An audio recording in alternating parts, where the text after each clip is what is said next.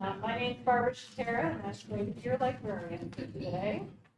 And on behalf of the Fletcher Free Library, I welcome you all to this snapshot event for the Vermont Humanities Council. Not just punks and recreation, the values of 242 Main with Middlebury College Professor Linus Owens. Snapshot is Vermont Humanities' weekly program that hosts a variety of speakers at public libraries each year. We extend our thanks to our partners at Vermont Humanities, as well as the generous underwriters who make it possible for us to offer such rich and robust programs. The sponsor of our entire snapshot season is the Vermont Department of Libraries, Institute of Museum and Library Services, and the All Next Kids Foundation. Tonight we come together from across the state to listen, to learn, and to be inspired in community. Before we begin, I have a few housekeeping items. If you have a phone on you and it's not silenced or buzzer, you might want to do that to avoid any future embarrassment. The next snapshot event is Fire Sermons. Shaka Mooney, and Thoreau on climate trauma, with University of Vermont professor M.D. Usher. That will be posted by Brownell Library at 4 o'clock on Wednesday, March 12th. Now it's my pleasure to introduce Professor Linus Owens, who teaches sociology at Middlebury College on a wide variety of topics, including social movements, digital technology, material culture, visual methods, and tourism. Before his current research on 242 Main and other DIY spaces, he wrote about anarchism, European squatters movements, Halloween as a holiday celebrating emerging adulthood. He lives in Burlington with his partner and 2 cats, rides his bicycle as much as possible, and helps organize the local arts festival. Delighted to have him.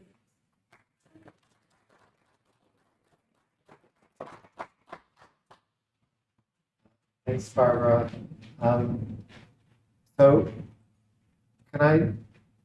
Is it okay if I don't use the mic? I try and project, but it's really hard For the camera, they can't. No, I've got my little mic for the camera, just because I have trouble standing still.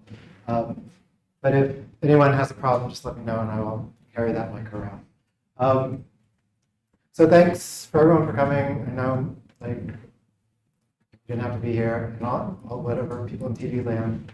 Thank you too. Thanks of course to Barbara and the library for hosting, and to Brian and Jacob and Vermont Humanities Council for putting this all together and thinking that I had something potentially interesting to say. I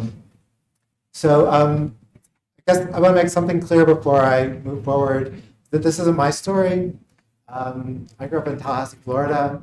I've been here for a while, but I'm interested sort of a little bit talking about that history of 242, but also thinking about it sort of structurally, like why. I mean, really, the whole point of this talk is to say why we need to bring it back, and like why something like this is so important to the Burlington community, but also just every community should have one. If anyone if it's their story to tell, feel free to interrupt or add, whatever. Because my big thing, in my research, is really about the importance of place, and not just that place matters, but the way we make place, and also the way places make us. I'll come back to that in a bit. But I guess I'm also interested in time, so I want to start in 1985. And 1985 is important for 242, but I want to talk about 3 other things, just context of me, why I got interested into this, and also another counterexample. I won't be talking about my counterexample city of Seattle, but Seattle actually has a really kind of interesting alternative counter-narrative to what happened in Burlington. But that's for a different day. But so as Barbara talked about, I used to write about squatting. It's in Dutch, don't worry about it. You don't need to look too close. I used to work on squatting in Amsterdam. And for a long time, I was involved in a research group that we met every year in some European city to talk about squatting. My partner, who's in the back, we'd always come home and be like, man, it'd be cool if there was something like that here. Little did I know there was something like that here. Partially, the problem is I was really old by the time I moved here, kind of aged out a little bit, although obviously not that much. I only really knew about 242 after it was gone. But anyway, so I have this background in thinking about sort of, again, a different kind of way of taking space illegally, but with the same goal of kind of like creating places for creative work, to try things out and sort of to exist outside of kind of capitalist market forces. This is a flyer for the first punk show I went to, which is also 1985. I grew up in Tallahassee, Florida. That's the Meat Puppets. It's not really significant, but just like I've got 4 1985 examples, so that's one of them. This is just 2 flyers from Seattle. They're actually from 1986, but Seattle is my counter example because in 1985 in Seattle, they passed a law called the Teen Dance Ordinance, which basically made it illegal for people under the age of 18 to see live music. And actually that law didn't get repealed until 2001. And so, so I think it's an interesting example, counterexample, because they had a very different understanding of what it meant to keep young people safe and what the role of young people in public and civic life was. And their response to, actually they shut down a club that was being frequented by all ages, and this kind of concern that young people with old people was dangerous. And so the response in Seattle was to pass a law that basically effectively made it illegal to host any kind of all ages music places in the city. And so, but in 1985 in Burlington, we had the exact opposite story, which is opening of 242 Main. It's very cute there. Opening of 242 Main, which was part of then Mayor Bernie Sanders' larger goal, and he and his future wife, Jane, of trying to find ways to bring young people, not just create a space for them, but also bring them into civic life more actively. They opened an office in City Hall for them, as well as the mayor's youth office that sponsored the teen center, as well as other programs. And so I'm hoping this works. I have a really quick video that's really cute. Is it gonna, are you gonna play? Come on. No. Great. Come on. Oh, this is really disappointing.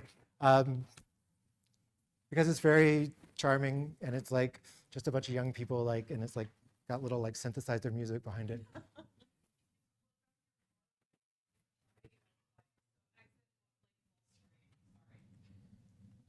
Exit full screen. Oh, it'll do.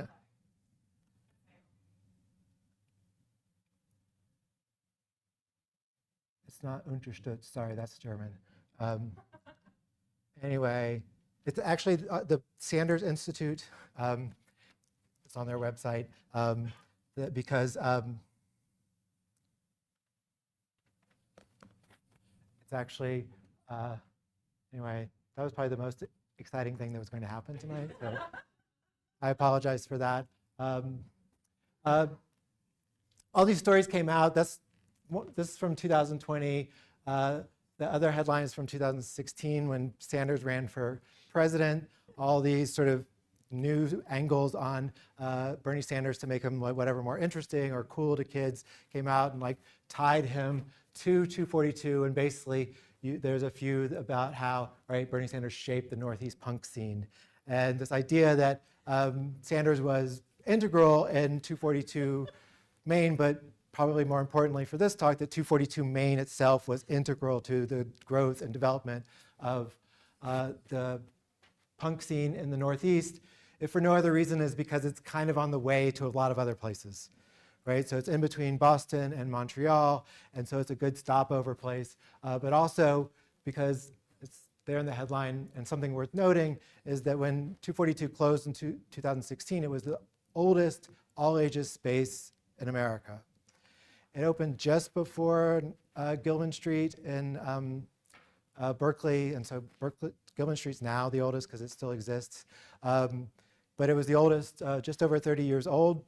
And one of the reasons one might think for its longevity is because it was a city project. Even though the relationship with the city was always that there were some tensions there, and it wasn't always clear that how they worked together, but that the fact that it was promoted by and sponsored by and supported by the city is really important to this.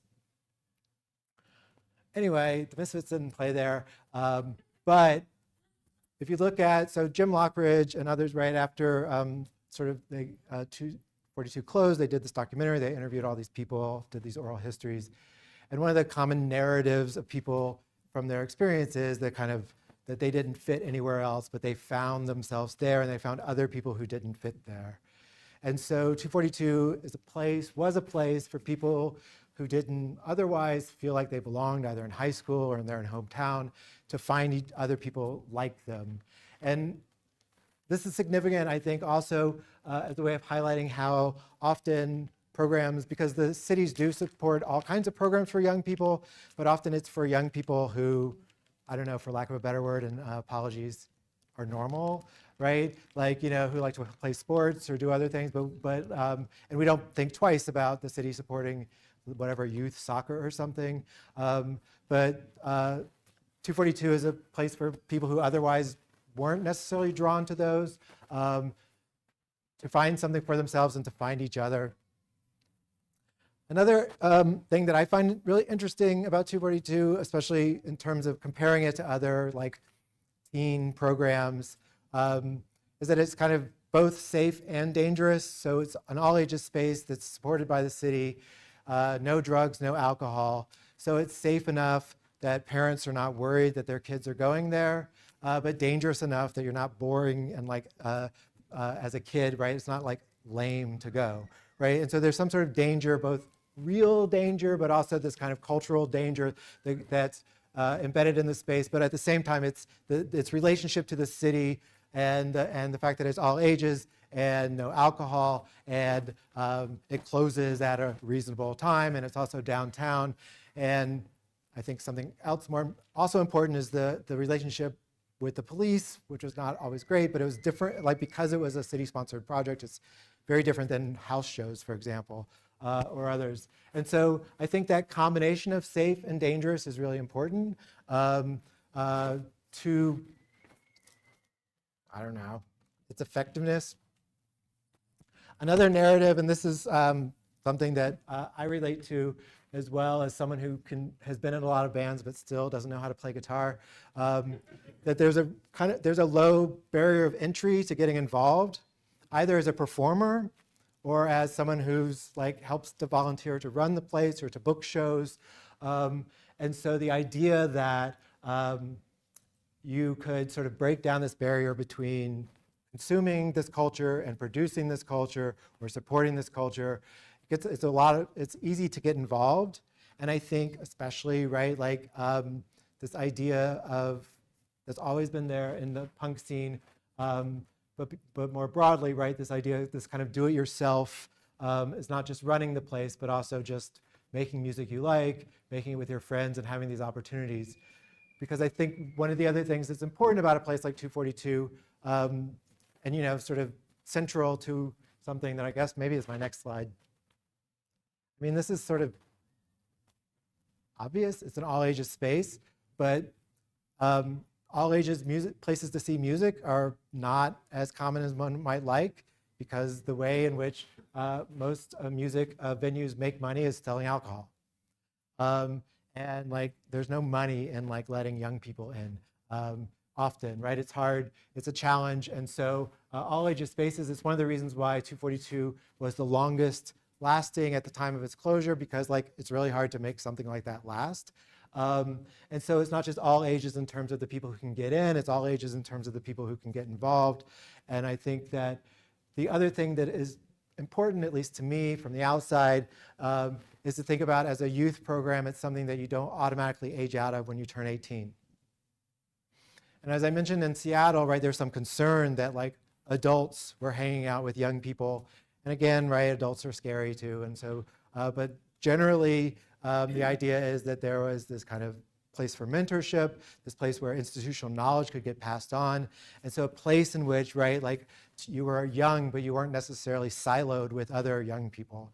They were mostly young people, but this idea that it was all ages was not just, often all ages is thought about as kind of like opening up the space from below, right, to let young people into spaces that they're otherwise not fully admitted into.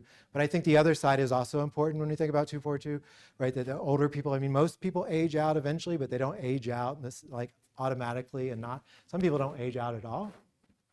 Or some people age out and then they come back, all kinds of things happen. But I do think, right, again, as opposed to most, right, like if I tried to show up and play like youth soccer, right, it'd be problematic for a lot of reasons, and not just my kind of, you know, limited soccer skills, but like it wouldn't be a space for me to be, right? But if I showed up at a show at 242, I mean, maybe they'd like whatever, I'd be this weird old guy in the corner, but it'd be a space that I could get into, and then there's this opportunity to develop relationships outside of kind of like age-constrained spaces.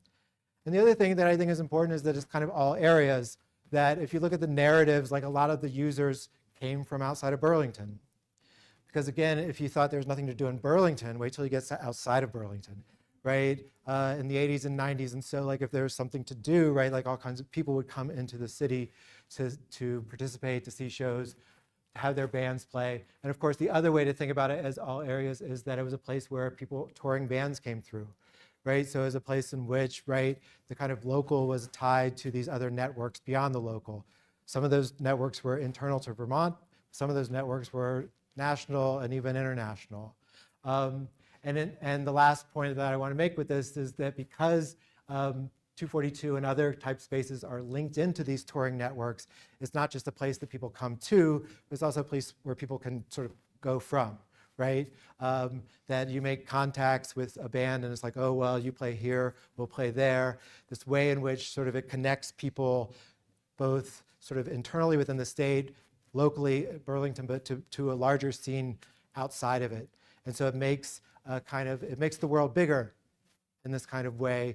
And also because there's constantly new people moving through, at least during times of peak activity.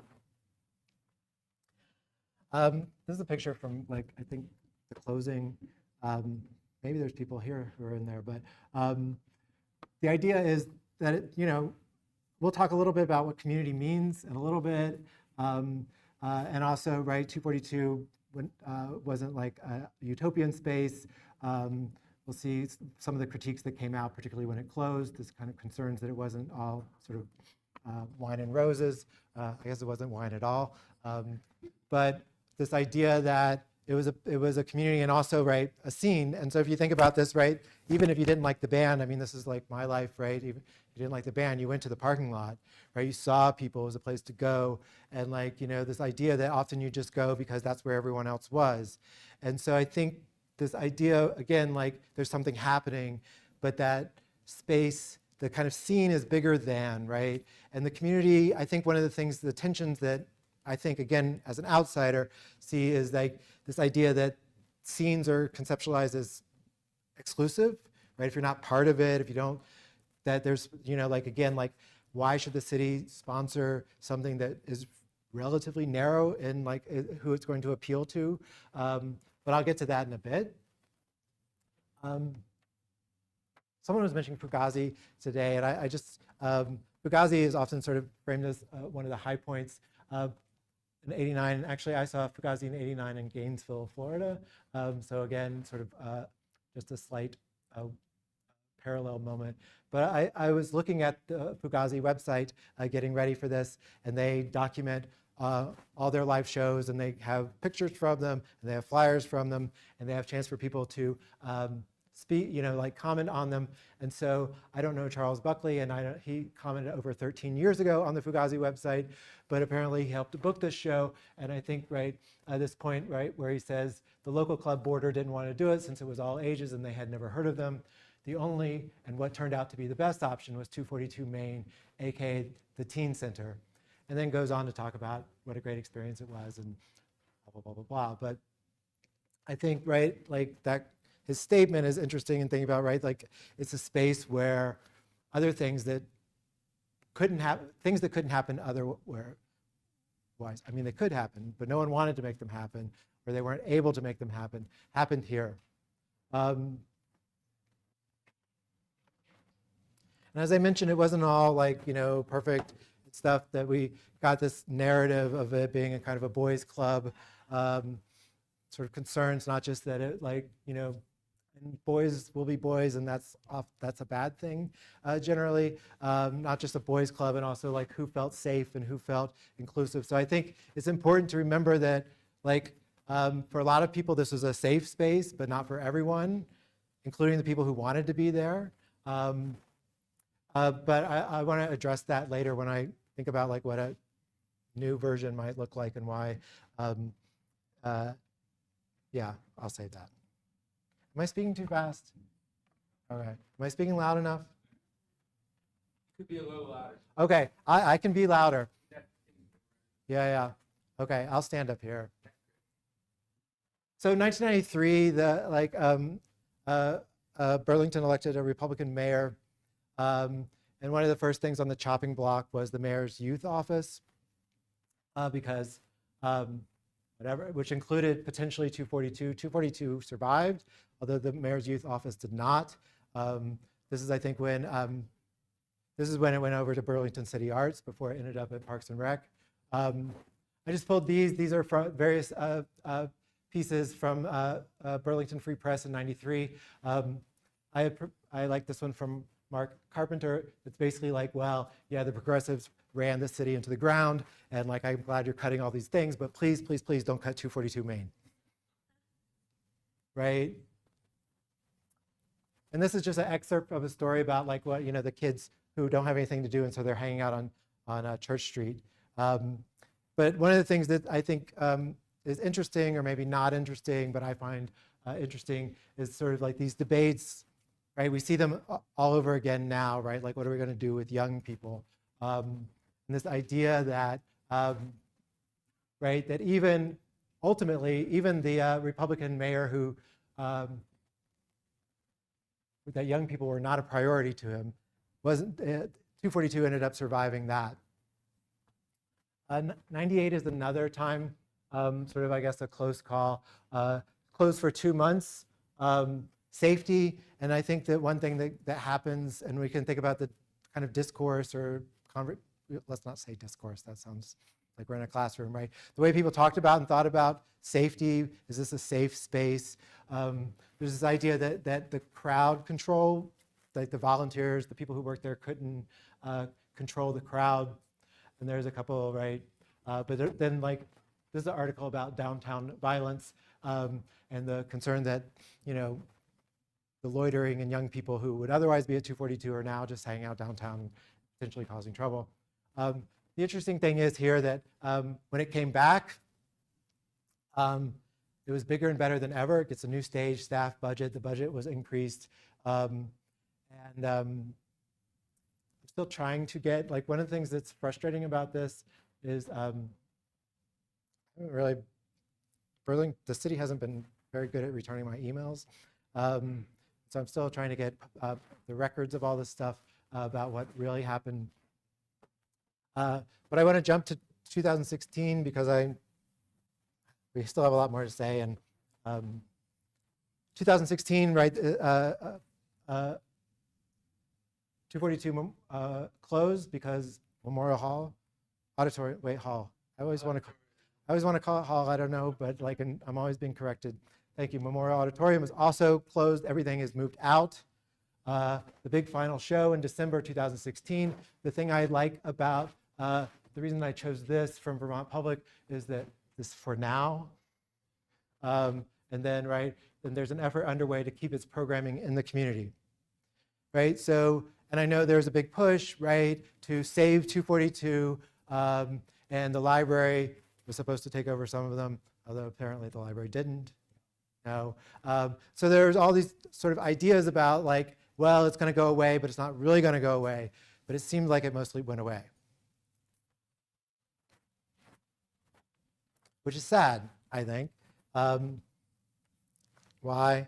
Again, I'm still trying to get the official answer. I've heard various things, but I'm not going to think about that right now. I want to think about the kind of structural things, the things that actually, what I think makes it such a great space, actually created kind of structural vulnerabilities to that got it to its support. It was too non-local. That's like a really awkward way to put it, but I wanted to be sort of parallel with all my 222s. Like that there's two, like, and you can look back and say, well, one of the concerns is, why are we paying for other kids from Rutland to like have a teen center? Or like from Essex or from Richmond, right? This idea that like these others, like Burlington's providing this service for young people from all over the state, but Burlington's carrying the load. Is that real? Does that become the main problem? I don't know, but I see this kind of concern pop up, right? Too old, well, this sense that like younger people were not as interested anymore. And then like, well, if it's a teen center and it's mostly non-teens, then like, again, this idea that maybe the city has a responsibility to young people, but non-young people, right? It's less clear. Too dangerous is, I think, something that we saw in '98, this brief closure to kind of deal with this concern about crowd control and other things. But I think there's two other things going on. One is this larger kind of cultural shift and this understanding of how safe we want young people to be, or like how concerned we are in like letting them get into trouble. And I think, right, if you talk to people raised in the 80s or 70s, they have a very different, their parents had a very different understanding of like keeping them safe than maybe people who were raised more recently. But there's another, I think, sort of maybe more important, or at least equally important structural thing, which is, and this is the bane of almost all sort of creative spaces or music spaces, or certainly when I study squatted spaces, the same thing, the fire codes and safety codes. And I think, at least based on the oral histories, right, there's a link to like after an accident, I think it was the Great White Show in Providence. Oh, everyone knows, so right, you're nodding along, right? This idea that this need to like crack down a little bit and have smaller numbers of people that are allowed in the space and other things, right? So this idea that, oh, I'm sorry, apologies, that in order to keep it safer, right, in some ways, right, you had to like constrain a little bit the access, right? But this idea of kind of this shifting understanding of what it means to be too dangerous and too punk, I don't know, but I just think, yes. You don't think that the increasing public impoverishment of municipalities in America and the resultant cutting of youth programs all over the country, Gallery 37 in Chicago, things like that, after school matters, that's just part of it, even under the progressives, the budgetary concerns to renovate Memorial Auditorium and BCA, having to maybe do that or something. Don't you think those were prime concerns? Yeah, I'm sure. Yeah, I'm sure there's money, but you want, oh great, we're already. I can talk to you about that. But I mean, when you were talking structural, like the whole building of Memorial. Oh yeah, the whole building. It's like 242 was only like 5 or 10% of that building. So the whole thing got closed down. So it's not really, there was a lot of talk about let's have 242 in the same space, and we're stuck. But there's a proposal for them to redo something with, right, that might break ground. But if certain things happen, it might break ground. They might like destroy the rebuild it at Halloween 2026. You're right. Like so Memorial Hall gets emptied, right? But other things found homes, right? Other things. A lot of conversations with Jim Lockridge. Well, I'll talk to you. Yeah. No, I want to, because like I'm new to this. '98, they were going to close it down. The week before they were going to close it down, Spring Fling, which people from Burlington are familiar with, at UVM, downtown, they block off the streets. There was a huge riot downtown. It's like, is this the time to be closing the only, substance-free place? And it stayed open. And that's when Parks and Rec came in, and it's very fun. This community meetings were happening here in the library, and so it stayed open. But also, and I'll talk about that. Yeah, I'm not making any sort of truth statements here. I'm just thinking about this. But you're right. Like, there's a whole bunch of other stuff going on that I don't have all the time to talk about. But I do. I'm looking forward to having a conversation with you. I just want to talk a little bit, and this is about Burlington, but also about generally, right, when the underground goes underground. And I think about a friend of mine who wrote a book about DIY spaces and this idea. And briefly, I was helping some people booking places in like basement shows, et cetera. The basement shows solve this problem a little bit, but they create new problems. One is if you don't know where they are, right? Like, they can't advertise, and so like, right, it's the kind of ask a punk thing. If you don't know a punk to ask, then like you don't get. It's hard to find them because like if you advertise for them, the police will come and shut them down. But also, right, I think in 2016 was it the ghost house in Oakland, right? A different example of sort of illegal spaces that also have to deal with like fire code issues, right? The fire that broke out there. I don't want to jump ahead to 2025 because that's now, even though these quotes are from Free Press in 2022, I think. So Burlington, we have all these kinds of problems, right? The violence, crime, but even if we want to sort of move beyond the crime and violence thing, right, we have something in Burlington, but just beyond. And I think this was happening before the pandemic, but the pandemic exacerbated all these things, right? This kind of sense of social isolation, this kind of social breakdown in various kinds of ways.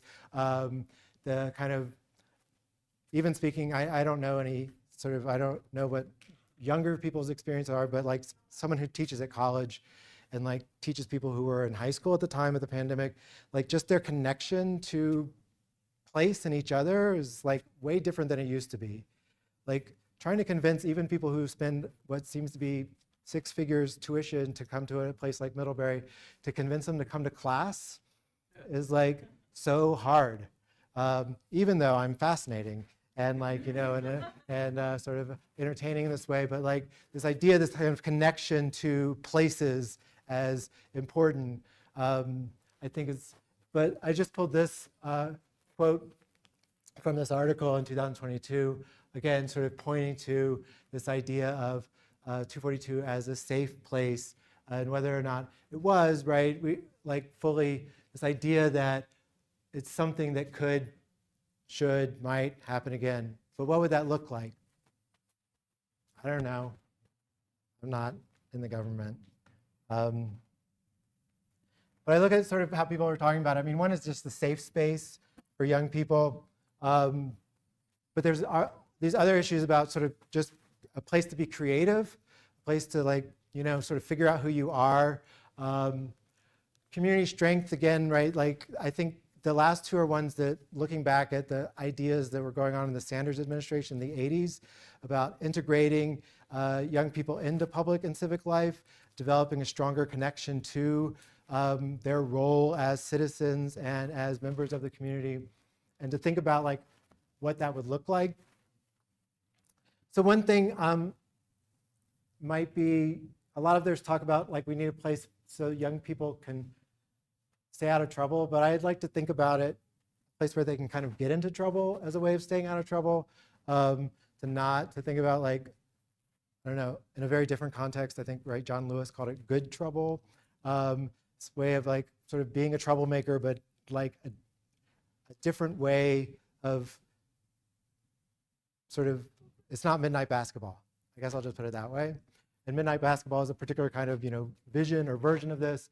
And I have nothing against basketball or midnight. But I want to argue that what Burlington needs is another all-ages DIY punk club. And that the city should support it. Will they? Probably not. Why all ages? Again, I think it's important, right, to sort of integrate, like make space. One is to make spaces available to young people that otherwise are hard to find. I mean, there are places to see music if you're not of drinking age or even under 18, but they're not always there. And often, right, there's this division, right, because alcohol is still sold. But again, my point about all ages is also thinking about it from above. And the All Ages Movement Project is actually linked with a group that's connected to this nonprofit all ages space in Seattle called the Vera Project, which was started in 2001, the same time as the teen dance ordinance was being overturned. And actually, I've been talking to people involved there. One thing that's interesting about them is they're trying to create a model for other cities to try and export their model, right? And so their model is different than the 242 model, right? It's a nonprofit that's supported purely by grants. One might wonder in the future where those grants are going to come from anymore, but that's a different matter. Why DIY? The do-it-yourself. I mean, I think one obvious one, right, the do-it-yourself, this kind of skill building, right, like responsibilities. But I think the other thing is to think about it more broadly in terms of civic life, kind of to shift the D around a little bit and think about democratize yourself, right, to think about this as a place in which people build social capital, right, in kind of a Robert Putnam sense. Instead of bowling alone, I guess they're moshing together, I don't know, or something like that, right? But this idea of a place where people, right, because when Robert Putnam, the political scientist who wrote the book Bowling Alone about the decline in American social capital as being linked to a decline in sort of democratic ideals and participation, this idea that social capital comes from doing things together, right, where the I becomes the we, which is basically the space you have to make compromises, right? And this is why I think thinking about this in terms of places, in terms of instead of digital spaces that are non-places, that places contain us in a way in which to some extent they demand making compromises in ways that like digital spaces don't. It's easier to walk away and find some alternative in the digital world where if you're grounded in this place, there's this, not everyone stays, but there's this a constraint that like encourages people to figure things out. And so to think about to the extent to which the people who use the space are responsible for the space and like what that would look like is again sort of open to various debates. But I want to talk about why it should be punk. And like punk's not dead, right, or whatever. It's been going on for 50 years. And we can define punk however you want.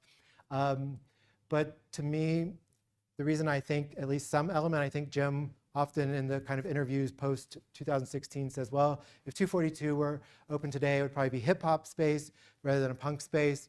And he may very well be right.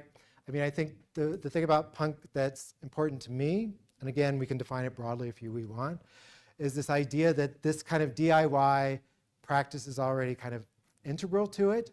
There's an existing network, and this idea that, again, maybe the kids don't want it, and we can think about what punk is. But I think especially, I'll just sort of, I can talk about this longer, but I think a friend of mine, Ellen, just wrote this book about sort of community, sort of current understandings of community within punk worlds, and to think about like the critique that came out in 2016 about this being a boys' club, et cetera, and to think about like how punk communities understand inclusivity in 2025 or 2023, I think, when she wrote her book, right, as a model of thinking about it, especially because I think in the next probably couple days, we'll no longer be able to use the word diversity without being arrested. And so to have this kind of people who, like a world, a scene that has this kind of understanding and a practice. And again, it's not perfect. There's all kinds of issues to it, but there's an underlying ideology that's shifted. I'll make one reference to Amsterdam.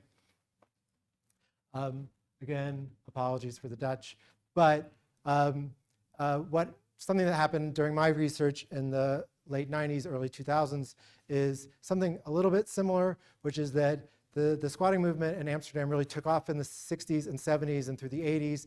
And one thing that made that possible was there were empty buildings because people didn't want to live in the city. But what happened is people came back to the city and there were fewer and fewer empty buildings.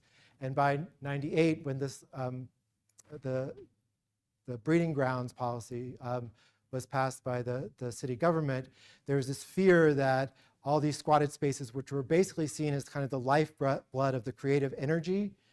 And so Amsterdam had sort of branded itself as this cool city. But if you look at the basis of its coolness, it was primarily coming through these squatted spaces because people were able to exist as creative creators outside of the market. They could make art without having to worry about selling it and all these other things. But as they got pushed out, there's this idea that, well, we need to start subsidizing these spaces and protect them.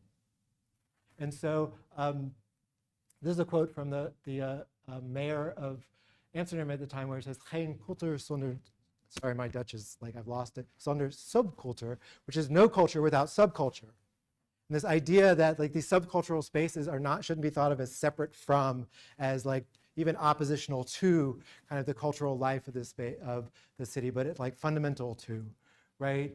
But again, this idea that on their own, they don't sort of fare very well within kind of capitalist real estate markets.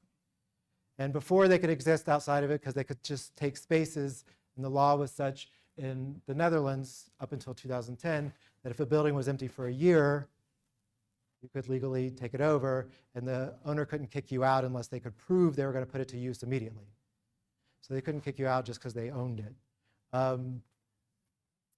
That law was changed. It's a little harder to squat now, but it's mostly because there's no buildings to squat anymore.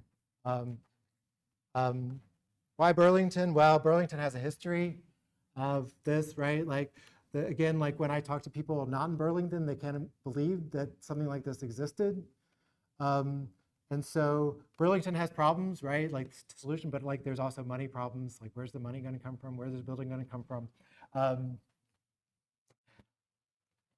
not here to solve those problems. I can't. I'm a theorist. I don't live in the real world, thankfully. But this idea, right? Also, I feel like Burlington and Vermont more generally, right? This sort of feeds into this idea. I mean, it was just town meeting day, whatever. Yes, Tuesday. But this idea is kind of small d democracy. We're this place where we practice this kind of what we preach and this idea, and to think about how we can not just democratize our teen spaces, but democratize our spaces more generally. But again, there's a history here that I think we could build on, hopefully. Why now? Because Yeah. a long time ago. Other towns had socialist mayors. Yeah, and we don't anymore. But this idea that, yeah, I mean, we're not, there's a history there, right? And like, and it's a positive history for a lot of people, right? And so there's a different connotation. Why now? Well, I guess my next question is, right, why not? But why now? Because like, I don't know, maybe y'all are experiencing it differently, but I think life kind of sucks now. And I can't imagine what it'd be like to be young now. I mean, I'm just counting down the days till the end. And I'm not that old, but like to what it would mean to be young. But of course, like when I was young, there was Ronald Reagan, all right? Or like when Punk was young, there was Margaret Thatcher. I mean, like the norm in the world is terrible people in charge. And to think about this moment, again, it's not just teen violence or all this sort of stuff, but the sense of like, where do you produce this sense of empowerment in a world that increasingly feels like out of control? Robert from the 80s, 90s, right? And now getting back into the scene. So punk is growing. It's wanted by the youth now. And the thing is with DIY spaces like the Why Not, one thing I see that's very similar now, youth, Xers and Zers are very similar. We don't own anything. I mean, some of us do. But as a whole, we never had power. We don't own our own houses. It's very hard to get there, right? Like these DIY spaces, the same as they did for me in the late 80s and early 90s, they provide a sense of ownership. It's our space. So I think it's really important right now to show youth that they can create their own space and they can have that ownership. That it's not just about a deed on a house or a Cybertruck or whatever the hell it is, right? Like that these spaces are more important right now. And teaching them civics and democracy and how to work together is so important right now. They just don't know how to do it. Like they just don't. I mean, and we might argue again in 2025 that most people don't know how to do it. Yeah. Right? And like maybe some of us adults need to sort of get into these kinds of spaces too and figure out how to like make decisions, right? Because it's like, right, you read all these like whatever things in the New York Times, like, oh, we're all polarized, but then we stuck a room full of like Democrats and Republicans in a room and they don't disagree as much as they think, right? And like whatever, that's a little bit, I'm not sure if I believe that, but this. I was once a young punk, punks from the 70s. They were the elder punks then. And like for us, we created that community and they were really important because they told us, don't think you can't do this because you can. And here's how. In the same ways protesters from the 60s might tell protesters now, you can make this change. You just have to do this and this right here. Well, because I did a lot of work in Chicago with youth and stuff, so. And, and I've seen punk. I mean, I'm an old hippie, and, an old jazz. I'm an old beatnik. I was a beatnik when I was 9.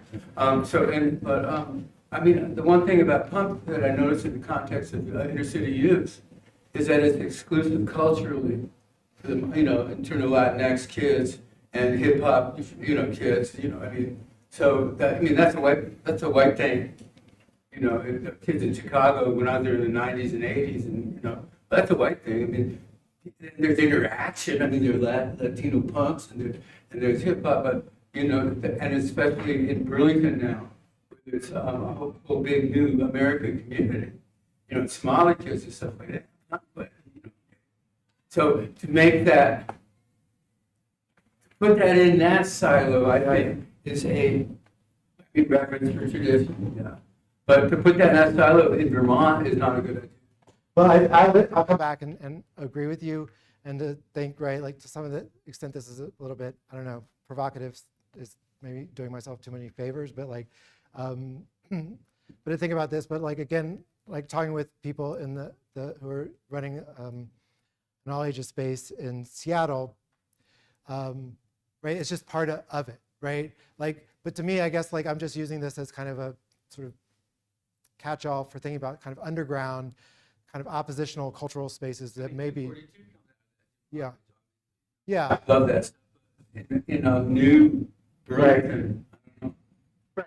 And like ultimately, right, like the thing is, who am I to say? Like I'm just some old guy who does, it's really sort of like to think about like the young people make that decision for themselves. And again, like all the punk people who are like, that's not about music. It's like, well, they'll know. So that's what it really means to be punk, right? It's not about what you listen to or all these other things, right? It's this idea like you do it yourself, you figure it out, and you don't like ask for permission.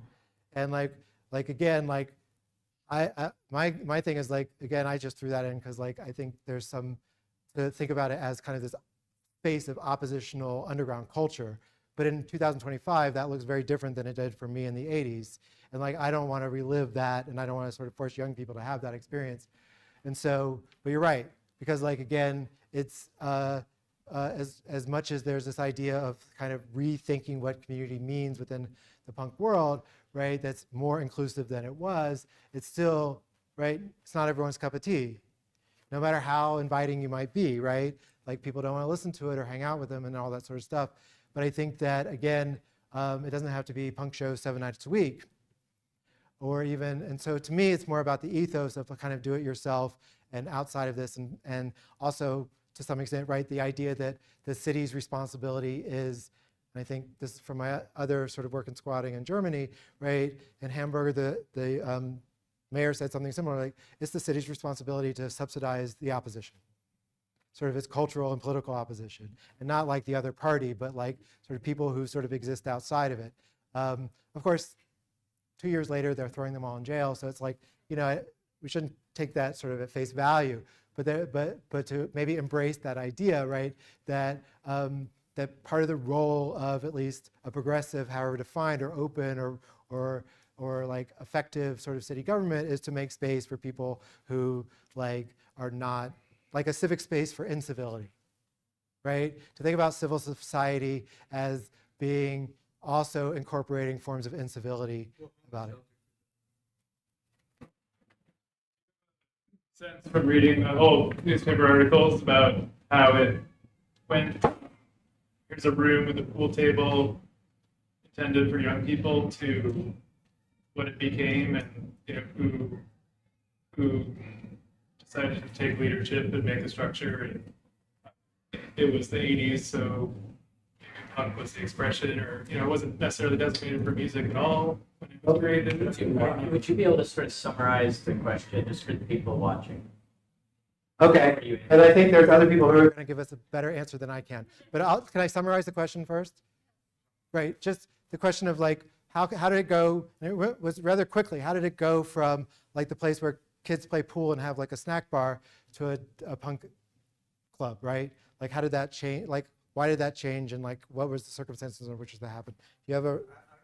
People back outside 214, but it's not big. So we had the pool table that had to be taken out because in '98, when it stayed open, there was a club that people here might remember, Club Toes, and they closed down, and they were attracting a lot of bands. Burlington was not a major touring stop. A lot of people would skip over. All of a sudden, they wanted to come. And we're having to book these huge bands that Toast could give them all the door and make money off the bar. But we had to clear, let's get everything out of the way so we can get as many people in here as we can.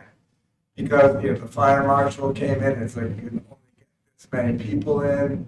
The other, I want to circle back real quickly to that. It's just punk. Fish played their third show, so they're not punk bands.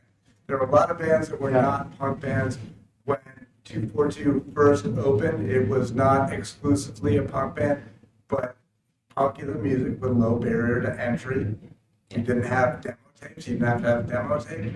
You could just come and play, and it predominantly was punk and metal. And also because, right, it's not just there's a low barrier to entry, but there's also like sort of networks of tour, like bands that like play that kind of music that tour. Yeah. Punk bands are telling their audience that it's kind of broadcasting the fact that you can do this, go home and... Right, but also this idea that there was like, even like pre-internet, right, there's this infrastructure for touring bands, like whatever, like Book Your Own Fucking Life, like you can go and look and see like, oh, these are the places, these are the venues and this, and you can like put your own tour together, right? Listen to that. They got lots of phone calls. I'm sure that was annoying. Share a comment from someone online? Is that Yeah, of course. Different question. No, I think, Well, just contrasting with Gilman Street, which was created by punks to be a punk venue. So just a different... yeah, I think that partly that like music was always there, and like if I could show this cute little video, like there's it's a lot of people doing stuff, but there is a part of it, like there's a band playing, and I think right part of the impetus of this is like the battle of the bands that they were hosted and they were so popular, right? And so, but again, my understanding, and I'm still like, one of the things that's both good about agreeing to do a presentation when you're not really, when you're just getting started, is it helps you, push you to do stuff, but also you end up on standing on the limb and you can't answer a bunch of questions that people ask. And so I apologize for that, but like skateboarders and early snowboarders involved in the scene at the time, and the music associated with them was punk. And so they were playing punk, and the bands that they wanted to bring to town were punk bands. So those are some of the earliest punk shows that were going on. In fact, even Kathy Lawrence's sons, she was one of the first directors, were big into the skateboard and snowboard scene, and played punk music and wanted to see, I mean, we would watch skateboarding videos in there, and, you know, all the bands that were associated with them, with the skate scene were. And I think the other thing is, right, that like, again, there's this world of touring bands that do original music that like go out and play it, right? And that you can actually charge $5 the door and like it works, right? And so to some extent, right, we can think about like music, the music world in 2025 is quite different than it was 40 years ago.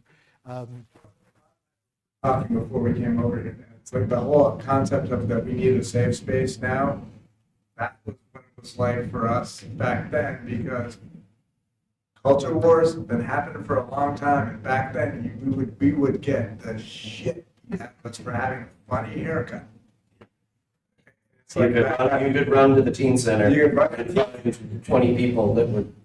That's what it was. It was safe spaces for marginalized people, for weird kids, and that's what's.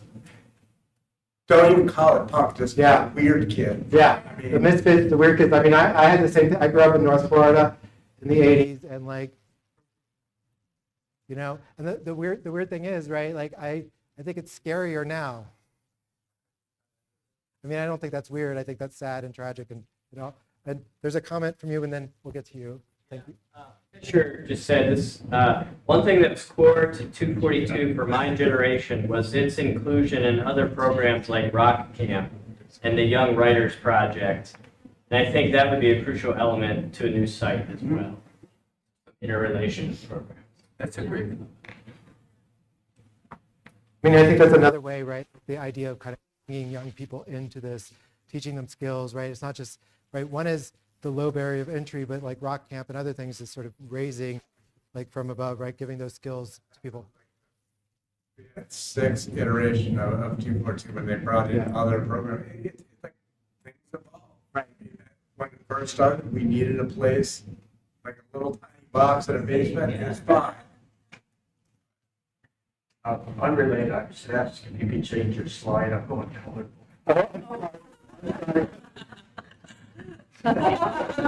I'm sorry. Thank you. Thank you for that. When did Jim get involved? He was in a pretty important in 242. I'm kind of asking people, you know, because I came in a big heavy rule later. You know, I had left Burlington by 2002, and I think that there were some things that that the Giving World did in conjunction with 242. And this is like during the era where they were having the rock camp and stuff, and I think that at that point it started. But I mean, before that, I mean, there was a lot of like it's too punk. It's too, like that we were kind of. That was exclusive to that. I think that a lot of what Jim has done has been kind of since the closing. That's where he's really taken a lead. But and I've talked to Jim about it. Like we can't be married to the idea of having it in that exact spot because who knows how long it's going to take someone to redevelop it. Why can't it be a different space? Things change. I mean, needs are different for kids now. But what we need is a place for people to run through and hide if they have to. Yeah, and I think also, right, the concern is that space is, I don't know how cheap it was in the 80s, right, but like space is not cheap in Burlington, right? And to sort of secure like what, you know, what would it cost to like rent a space or own a space, right? Like, and how you, I mean, going back to your point about like sort of the neoliberal state, right? Like, it's not just that the money expenditures have gone down, but also the cost of this, right?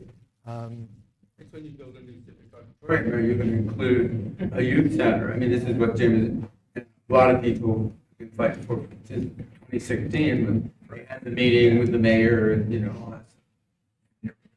We are here. Not quite 10 years later. In Steve Park. I don't know if it's a question, just more of just like a reflection. Well,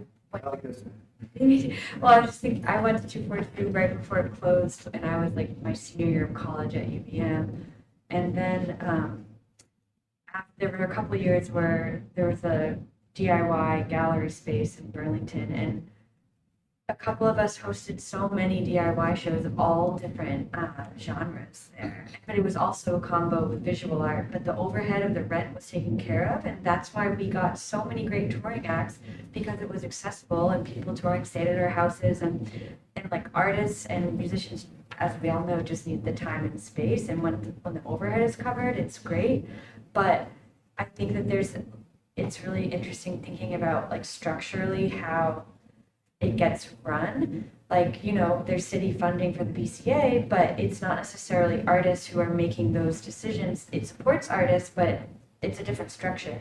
But for spaces like this, like in thinking about who's leading a youth space, it should be the youth. Yes. And they should be making the decisions about what they need, because then it actually is serving their needs. And it makes me think about the structure that migrant justice uses, because the people who are being supported with that organization, migrant workers, are the ones who are making the decisions. And then they tell the leadership what support they need. And then the leadership responds to them. And that's why they're full of so much integrity, and why they've literally made so much policy change in the state, because it's run by the people the work is serving. So if there was like some sort of like open space where teens from different cultural moments, like teens who are into punk, teens who are into hip hop, into art, into poetry, got together and had a meeting where they're talking about what they want to see, and then the adults or people who have the money or the resources come in and collaborate and support them, that could be so cool. And I don't know, and I was also just thinking about like the mental health epidemic, like the loneliness epidemic in our youth. Like people just need to connect, and they need spaces where like these ideas can live. And also being open during the day, like a multifunctional space, like the Radio Bean used to be, and it still is a community hub, but it was open as a coffee house. So people could gather there and do their homework and do their writing and have conversations during the day and then see the show at night. So it caught people in a different way. And so I don't know what that looks like for a teen space, but it's just really exciting. So. Really quick comment, that what you just described is exactly what 242 was like when Barney first opened it. That's what Kathy Lawrence, we went to a memorial service a few months ago. She was a great woman. She was really good at like standing back and just like letting kids do what they wanted to do. I'm here. If somebody gets hurt, like, but if you kids had ideas, she helped them make it happen. And it's like serving as a liaison between the city. Right now, I mean, Memorial Auditorium, that block is called the flagship block of Burlington. And I'm sorry, it looks like shit. Like when you come into town, the first thing you see downtown at night. I mean, I've had friends that are like scared to walk around downtown. I think that this would also serve a purpose of if there was a space where people were doing creative things that would sort of like, people are not going to mess with it. Kids are very protective of their space. We were of 242. Yeah, and I think actually, right, it's like, well, I mean, Jim, right, like wants to that location, and it may be hard, but like the kind of downtown, the centralness of it seems really important, right? In terms of access and other things. But yeah, and so like whatever, like my sort of whatever banging the can about punk is one thing, but it's more like this ethic that, like, again, I don't want to tell young people what to do. I can't even, they don't listen to me anyway. But this idea that, right, to create the space, but also the overhead, you talked about overhead, because like, so I'm one of the organizers of this little arts festival, Plex, and May 25th, everyone. What? I know, but this is the thing, right? Like that all of a sudden, that since we are, people are coming, the people who previously donated space to us don't donate space anymore. And so, and that's all fair, but all of a sudden, like, like now that we're like a thing, like all of a sudden, like the costs are such that it's like, because the whole point was before to distribute the money back to the artists. And now it's like, everything goes towards paying for the space, but it's still fun to happen. What?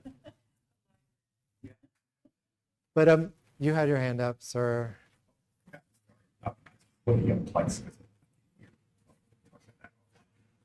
just want to make sure that you were aware of really great resource. Are you familiar with Sanders Institute? It's something Yeah. Jane great resources on, including like posters from a bunch of the different bands that performed. There's a great interview that I saw by and Siegel, who were, both grew up in the 80s through 242 Main. So, Yeah, actually, their website is where I found that video that I couldn't play. But yeah, so maybe you but showed yeah. it already. Well, no, I tried to show it and I failed. But Yeah, I'm aware of it. It's Sanders Institute, and it's a little hard to find on the. I actually just Googled Sanders Institute Youth or Sanders Institute in 242 Main. yeah, but they have a lot of places where they tell the story and like give information about it. You're right. Great posters, those concerts. So I guess I want to be aware of time because I think we're supposed to be done. And so I feel like we should stop. But thank you everyone for coming, and thanks for everyone teaching me things and like putting me in my place, because place matters. And wait, one more thing.